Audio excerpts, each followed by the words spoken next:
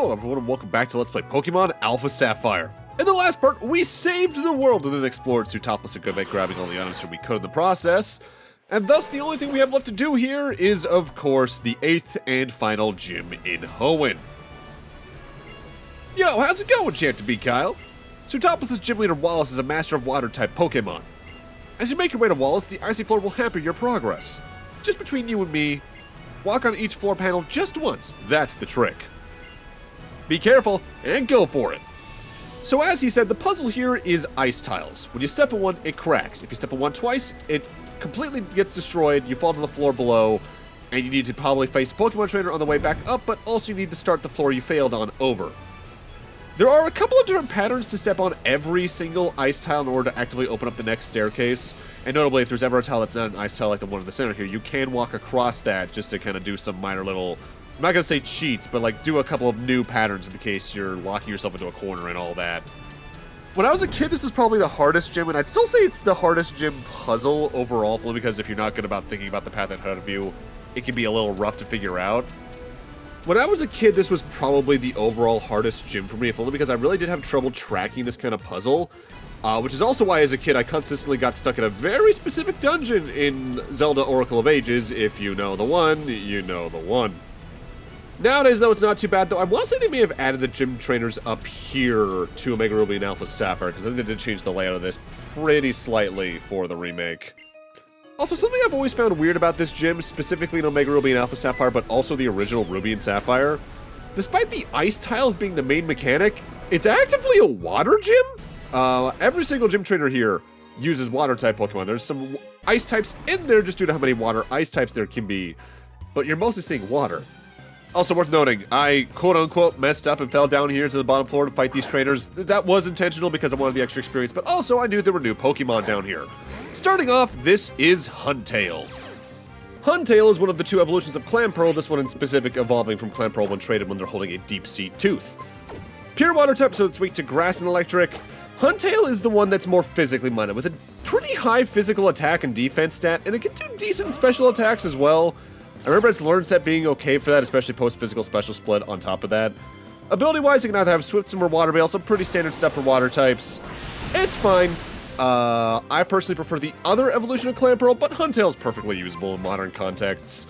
I'll always remember, back when Omega Ruby Alpha Sapphire was new, I did complete the regional deck, so I caught every Pokemon you could possibly catch just in Hoenn without having to trade up from prior generations or the like.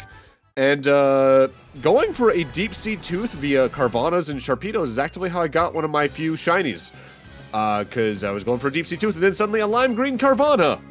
Which I guess I might as well finally talk about that. Well, first off, actually, no, we got Gorbis. This is the other evolution of Clamperl. This evolves when traded while it's holding a deep-sea scale.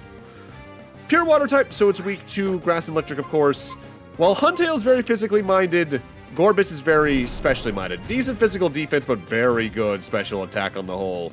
It can also do some decent physical attacks, but its learn set is definitely more scaled around the special attack. I personally prefer Gorbis myself, but that's because usually I've noticed I tend to prefer my water-type attackers to be specially oriented anyway. But that might just be very long held-over patterns from playing Fire Red, Leaf Green, and Ruby, Sapphire, Emerald enough as a kid, where I'm just mentally like, okay, water has to be special. I don't go for the Clamperl line a lot, but I do like using Gorbis a good bit. Ability-wise, I gotta have Swift Swim or Hydration, both of which I believe we've talked about. Hydration is where status ailments are cured upon rain being used, so that can be pretty nice if you have a rain dance around. But again, I just have other priorities when it comes to water types. But yeah, shinies. I've loosely talked about them here and again throughout the LP, but just to finally officially talk about them in this LP. Upon encountering a Pokemon in the wild in some form or manner, there's a chance that it'll just have a completely different coloration. Back in Generation 2, it was dependent on a very specific set of stat values when the mechanic was introduced, at least. Nowadays, I believe it's some algorithm involving your trainer ID and secret ID and the personality value. Ultimately, at a long chain of math, it ends up becoming a 1 in 8,192 chance of the coloration to be different, and that's all it means. It's a neat little fun thing to have happen, but I personally don't like actively farming them out like a lot of other players do, only because The rare time they happen naturally is more interesting and important to me than the 1,000 I could grind out, like how I just randomly found a shiny Sentret at the start of the Scarlet DLC. That was really good feeling. I now have a really red, or I guess more of like a maroon, Furret over there, and I love them. Allow me to formally introduce myself. I am Wallace, the gym leader of Sootopolis City. There's something about you, a difference in your demeanor. I think I sense that in you. What happened inside the Cave of Origin, and what you did there, our upcoming battle will make that all clear. Now show me the power you wield with your Pokémon. And I, in turn, shall present you with a performance of illusions in water. By me and my Pokémon. Time for our 8th and final gym leader battle against Wallace. Back in Ruby and Sapphire, this fight can be pretty rough. Here in Omega Ruby Alpha Sapphire, due to the level curve, as I've mentioned, endlessly and all that, he's not that bad. Him being a water type, though, if you have any fire types on your team, this could be a little rough, but if you have a grass type or two, or even an electric type move, you're gonna go a long distance. Starting off, he throws out his Love Disc. Swift Swim for its ability, Draining Kiss, Attract, Sweet Kiss, and Water Pulse. The big issue with the Love Disc is Attract in general, because Infatuation in this fight can do a lot to whittle you down if you're not careful. With that said, my grass type user also being the same gender means that's not going to really play a role, because I'm not even sure I've talked about that. Infatuation only works on Pokemon of the opposite gender. So in this case, I'm completely safe. Worth noting, for those that don't know, I did mention that Wallace could be rough in Ruby and Sapphire, but less so here. But I didn't mention Emerald. There's a very good reason for that I'll be discussing in the not-too-distant future, so just put a cap on that for now. We'll come back to that topic in about 6 videos or so, call it a hunch. Next up, he's technically throwing out his Ace. This is his Milotic. Marble Scale for its ability, so status ailments aren't the best idea here if you want to use physical attacks against it.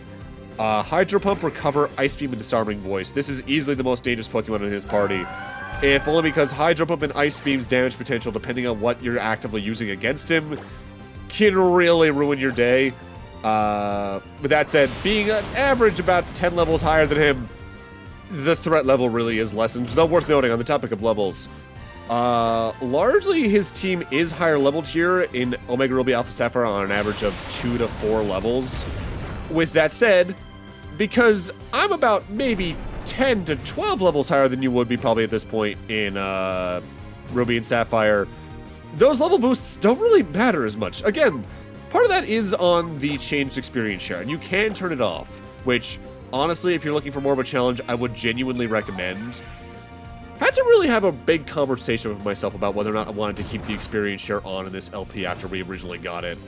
I ultimately decided to keep it on so I could showcase just what it does to the game's potential balance, because it is a pretty big topic of conversation with Omega Ruby and Alpha Sapphire. In fact, really just the experience share with when it got changed to Gen 6 to begin with, until around Gen 9, I think, is where they really nailed in a balance of how much experience they gained from it.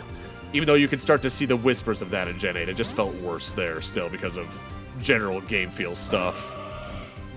My mentality with this series, especially starting in Gen 6, is that for every good change they make, they take like a good step and a half back on something else, usually in comparatively minor ways.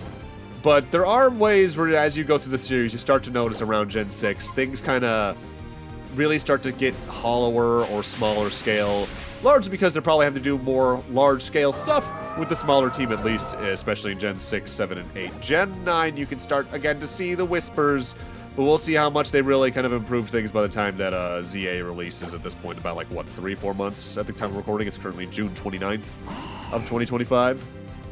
Alright, Wallace's Wish Cache. Oblivious for its ability, so you can't hit it with a tract or anything like that. Earthquake, Waterfall, Zen Headbutt, and Mud Sport. This could be a problem, but like with Swampert, a good grass type attack in its direction, even when you're about on level, and it's going to be having a rough day. Meanwhile, Wallace's Celio, thick fat for its ability, so fire or ice type abilities actively do less damage to it, even outside of the typing layout there. Encore, Waterfall, Aurora Beam, and Body Slam. Encore or Body Slam can be a real issue there, because Body Slam, I think, has a flat, like, 20% chance of paralysis. Meanwhile, Encore forces a Pokemon to use the same move they had just used. which in some cases can be a benefit to you because you're probably going to use the same move anyway in the case you're in a single-typed battle like this generally is. But there's times where that can be used and it's real inopportune, especially in doubles. Alright, Wallace's final Pokemon is his Seaking. Swift Swim for its ability, Waterfall, Rain Dance, Aqua Ring, and Horn Drill. Watch out for Horn Drill specifically, because that is a one-hit KO. So if he gets that off, that Pokemon that you're using is just out of the way. With that said, it's very inaccurate, so don't fear it too much. That is all 8 gym leaders down. Bravo! I realize now your authenticity and magnificence as a Pokemon trainer. I find much joy in having met you and your Pokemon. You have proven yourself worthy of the Rain Badge. Accept it. Having that badge assures you full obedience of all your Pokemon to every command you make. With this now in our possession, only really 2 steps in the main campaign left until we see credits, so technically 3, I guess. But even then, there's a lot more we're gonna do first. And so you never forget the battle we shared. Here! And thus we get the final HM in the game. The HM I have given you contains Waterfall. It allows you to smash into an opponent with the force required to climb a waterfall itself. Yes, it is a mighty move. And yet it also has a certain elegance and can sometimes cause opponents to flinch. Now with the power of the Rain Badge, you will become able to use this HM move. Waterfall to scale walls of cascading water. Many paths are open to you now. One path would take you to the Pokémon League. It is the goal that all trainers in Hoenn aspire to reach after obtaining all 8 gym badges. If that is the path you chose, then you must find your way to the island said to be the most remote in Hoenn, Evergrande. But if it is a different path you seek, and you would rather pursue Pokémon in a completed Pokédex, the rumors that reach me in the wind whisper that Professor Birch in Littleroot has created a more powerful Pokédex. Visit him, obtain this new technology, and I have little doubt you will encounter more diverse Pokémon than ever before. I will hope that a bright future awaits for you, whatever path it is you choose. So, Omega Ruby and Alpha Sapphire just introduced one of the bigger changes to itself. While you can head over to Evergrande and go see credits at this point and finish off the main campaign, we want to go back to Littleroot, but also, I want to go over here and put that Eon Flute that Steven gave us onto my Quick Selects, because as Steven mentioned, using this can summon Latios or Latios depending on your version wherever you are. So if we're gonna go back home, we might as well do it in style.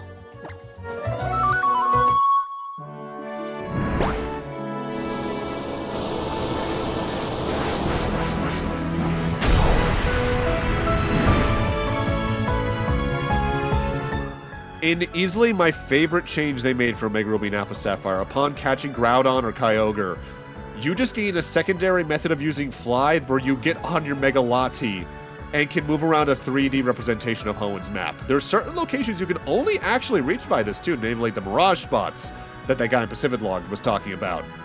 They are marked on the map via the little red glowing dots. We'll be checking them out later on though, as there's a whole lot to do with this, and I'm going to be doing this a lot throughout the remainder of the LP. Get used to this amazing, amazing song, because we're going to be hearing it a lot. But first, let's go showcase the other major change and go talk to Professor Birch. Welcome back, Kyle. You must be tired after all your recent exploits. May's been keeping me updated about all your grand adventures around Hoenn. After hearing all you've been up to, there's something I'd definitely like to share with you. The fact of the matter is that after you resolved that kerfuffle with the super ancient Pokemon, a number of Pokemon never before recorded in the Hoenn region began to appear all over. Those Pokemon are precisely the subject of my many long years of research. They're Pokemon which are thought to have resided in Hoenn thousands of years ago. We'll finally be able to meet Pokemon never before seen, the very Pokemon I've pursued all these years. I'm so excited, I feel like I'm about to burst.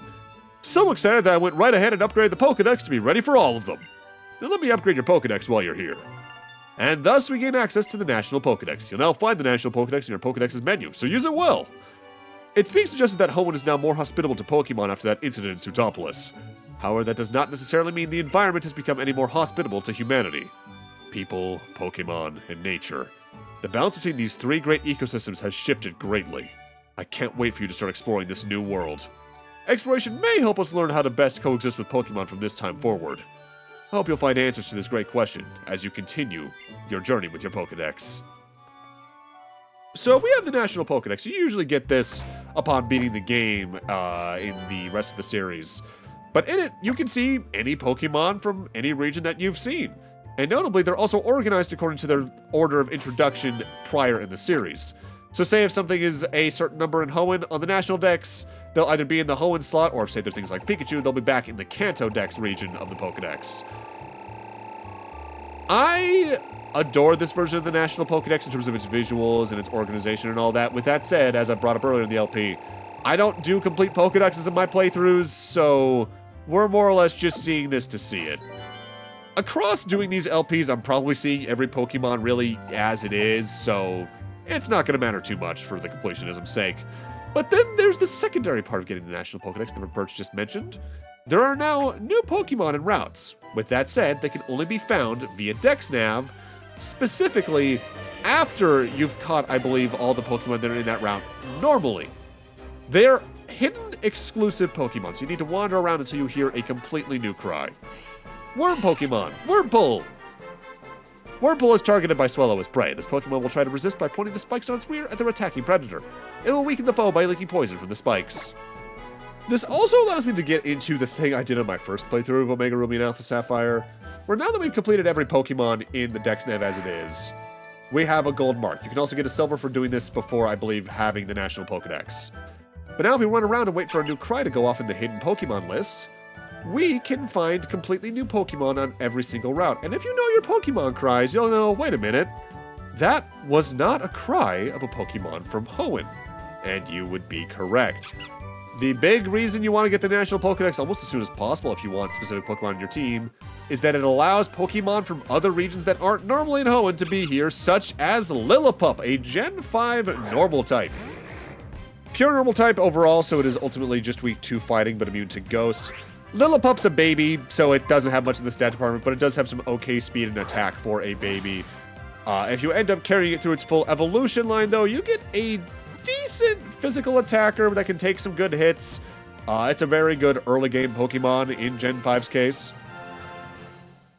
Every single route now has about 3 or 4 new Pokemon you can catch entirely through the hidden Pokemon list, and there's a lot of new team comps you can make with this. In fact, my favorite Pokemon of all time is now available through this, but I'm not going to showcase every new Pokemon in every single route. Future me is probably at best editing in the list that's here right now, except for Route 101, because we're showcasing those.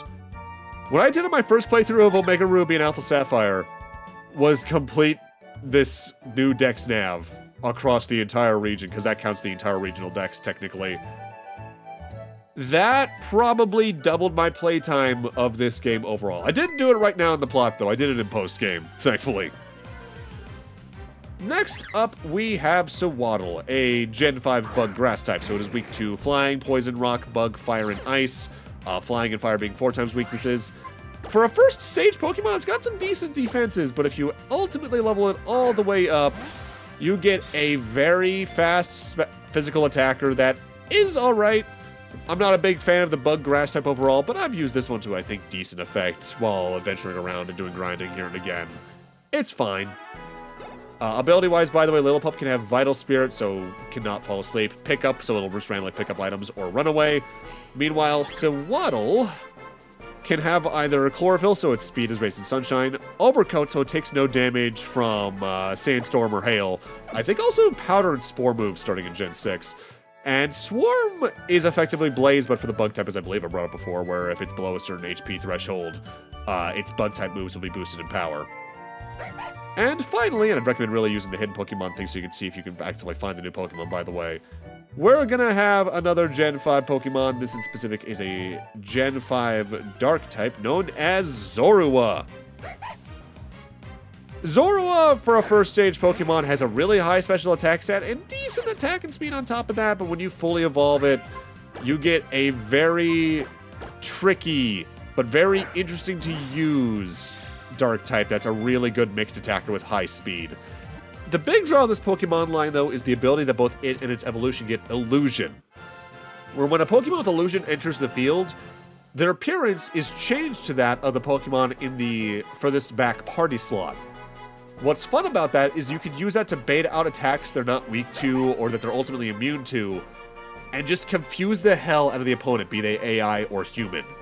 This is a great Pokemon line that I really like using. I might even use one when I get to Gen 5, I'm not sure yet. It's really fun. Notably, upon catching all the Pokemon that are introduced by the National Pokedex on top of the Pokemon normally in the route, the crown marker instead changes to a Platinum one. That's the main reason why I went for every single Pokemon in the regional decks when I first played this, because at that point I was already trophy hunting. So I saw a Platinum show up and I was like, well, I'm in danger. It's cool, and there are a lot of really good Pokemon added to the region at this point. But while some people would probably go out of the way to catch some new favorites and upgrade their team again at this point, I'm going against that for the same reason that I didn't make a new team like some people do when we reach Kanto over in Heart Gold Soul Silver or Gold Silver Crystal. It would just be a time investment that I do not feel would be worth it, so I'm just sticking with what I got. Also worth noting at this point, I haven't really showcased it, but this is the Trainer Eye. This is where you can see whether or not trainers are ready for rematches across the Hoenn region. The weird thing about this, by the way, is that they list the gym leaders, but unlike, say, Heart Gold Soul Silver on top of quite a few other gens, there's actively no way to refight the gym leaders in this one. I've never really understood why. I feel like that would have been a pretty easy thing to do ultimately, considering you already have the system there, but I guess maybe a location was lacking or things like that. I don't know, it's always felt weird to me. So my next destination is Route 116. Not for anything in super specific, I don't need to come here at all. But I've talked up a specific Pokemon the entire LP up to now, so I might as well go catch it, you know? The thing I will say is kind of tedious about trying to complete every single route through the Dex Nav is the circles you just find yourself running in waiting for a new Pokemon cry to show up do take a while. On top of that, if a Pokemon shows up as a hidden Pokemon, you do need to approach it to make it despawn if it's one you don't want to catch or you've already caught before.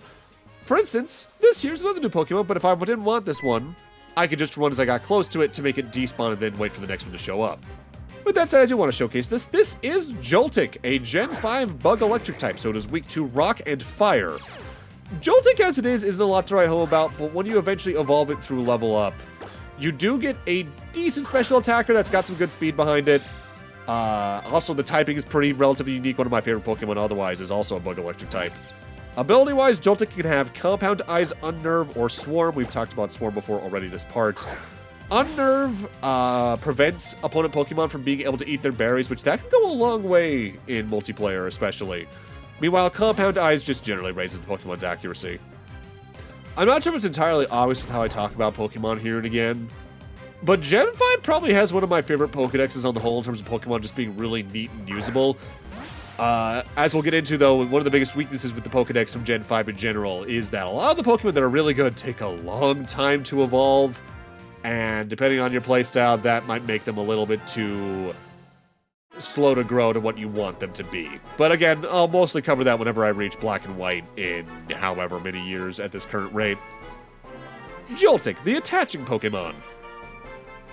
They attach themselves to large body Pokemon and absorb static electricity, which they store in an electric pouch. I'm not arachnophobic, but Joltik, you'll always be good by me, you adorable weird little thing. While I was on this route, I did decide to catch myself an Incada, mostly because the little extra thing about evolving it that I've offhandedly mentioned here and again.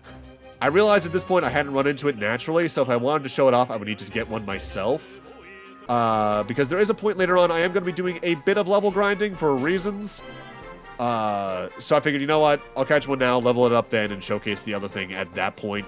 Because it is a really unique mechanic that I feel like deserves to be talked about pretty directly.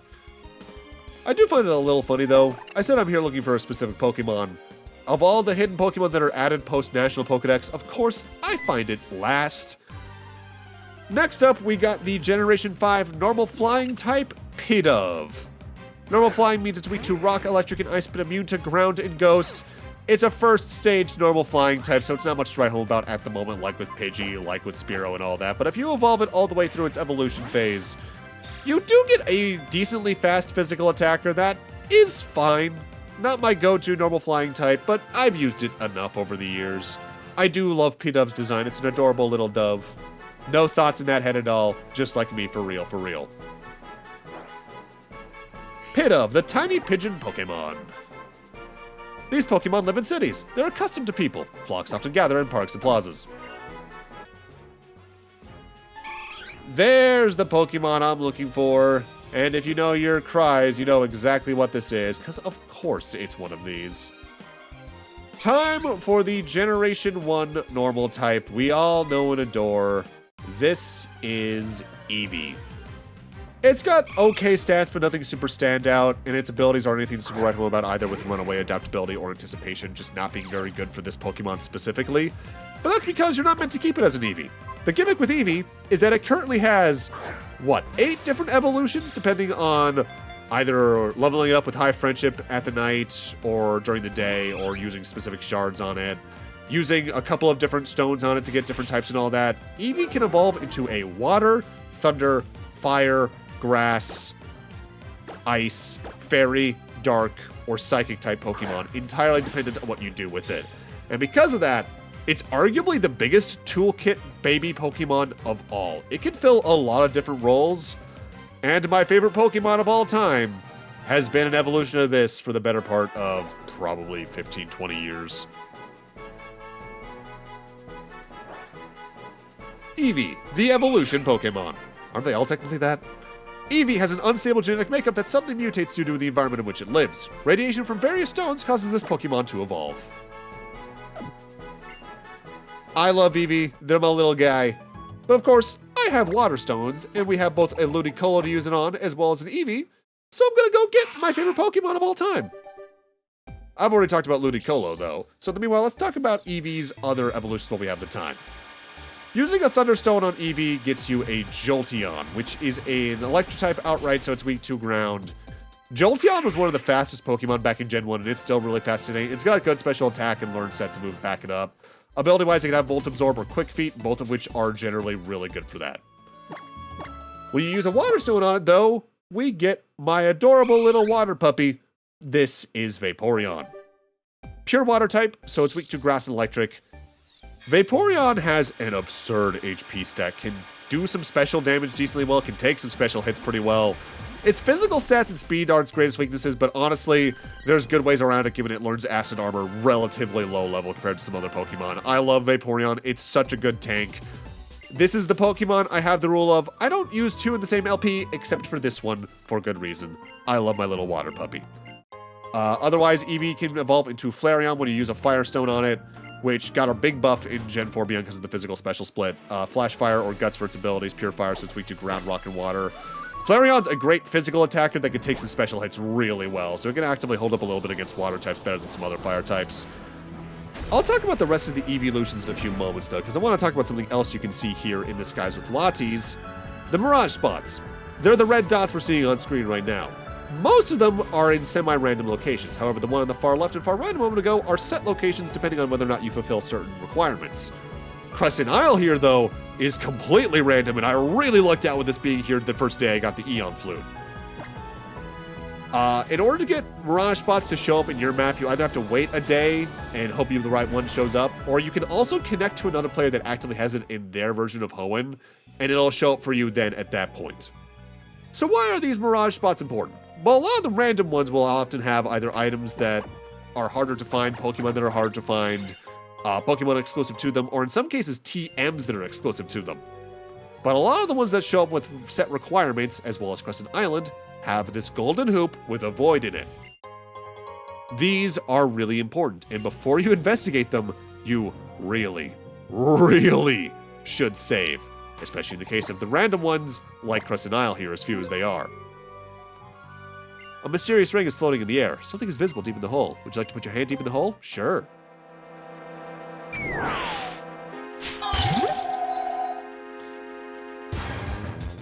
These hoops, otherwise known as Hoopa Hoops for reasons due to Gen 6, contain Gen 5 or prior legendaries that aren't otherwise present in Hoenn, such as the Generation 4 Psychic type known as Cresselia here. Pure Psychic, so it is weak to Bug, Ghost, and Dark, but immune to ground due to it having Levitate. Cresselia, as a legendary, of course, is just generally a good Pokemon. It's got high HP, high physical defense, and high special defense. It can't throw an attack the best, but when you're taking as much damage as this thing can, you're not really going to need to. The reason we're going to be eschewing story progress for several videos in a row coming up here is because since we can now fly with a Lati, we have the National Pokedex, a whole slew of legendaries are now open to us. And I'd rather not entirely wait until post-game to tackle them all, so I'm going to do quite a few in a row coming up here.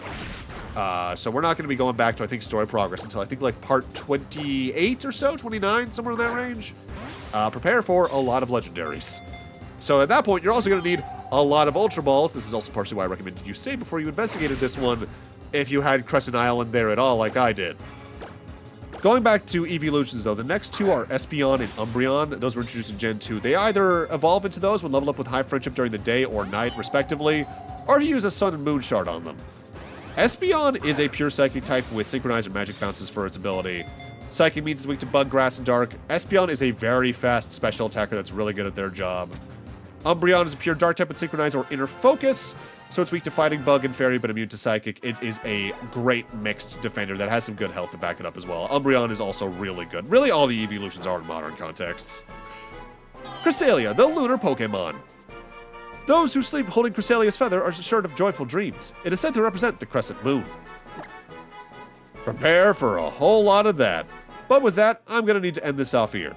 Thank you guys for watching, and in part 25, we're traveling across more of the region, catching more legendaries in the process. See you guys then.